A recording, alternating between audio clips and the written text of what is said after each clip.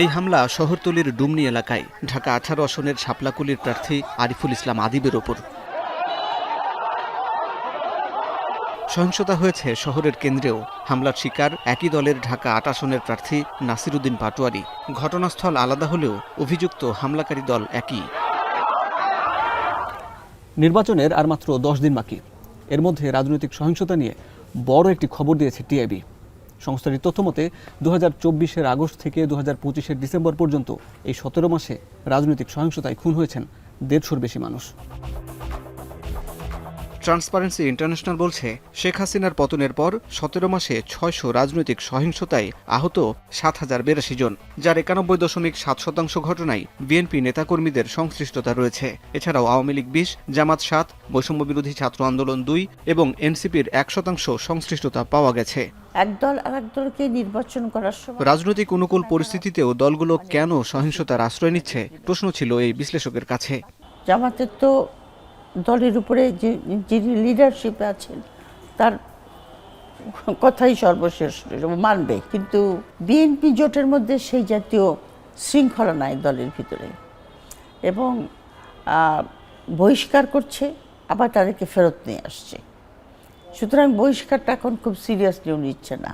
বাইরে থাকার দরুন ওনার দলের মধ্যে কিন্তু বেশ গ্রুপিং আছে, উনি অনেক জায়গায় ওনার কথা শুনছে না।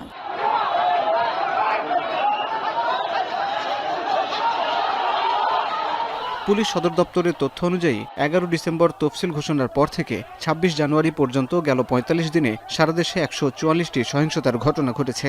এর মধ্যে প্রতিদ্বন্দ্বী সমর্থকদের মধ্যে সংঘর্ষ ৫৫টি, প্রচারণায় বাধা ১৭টি, ভীতি প্রদর্শন ও আক্রমণাত্মক আচরণ ১১টি, নির্বাচনী অফিসে হামলা ও অগ্নিসংযোগ ৮টি এবং প্রার্থীর উপর হামলার ঘটনা ৬টি।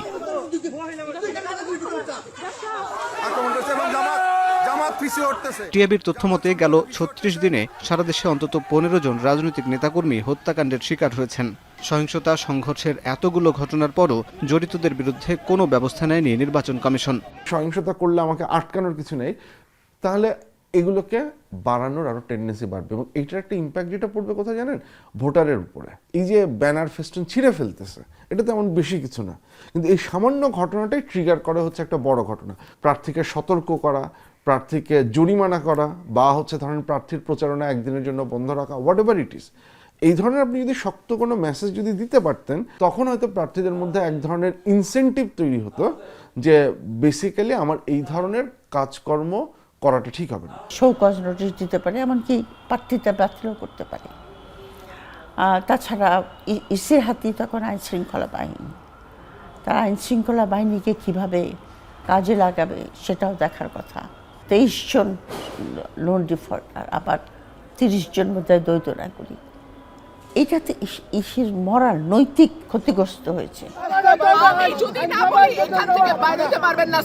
বাংলাদেশে নির্বাচনী সহিংসতা নতুন কিছু নয়, কিন্তু গণঅভ্যুত্থানের পর যেমনটা আশা করা হয়েছিল সেভাবে সহিংসতা কমেনি। বিশ্লেষকদের মতে সহিংসতার ঘটনায় উদ্বেগের কারণ হয়ে দাঁড়িয়েছে নির্বাচন কমিশনের নির্লিপ্ততা। হাসিব বিল্লাহ, এখন, ঢাকা।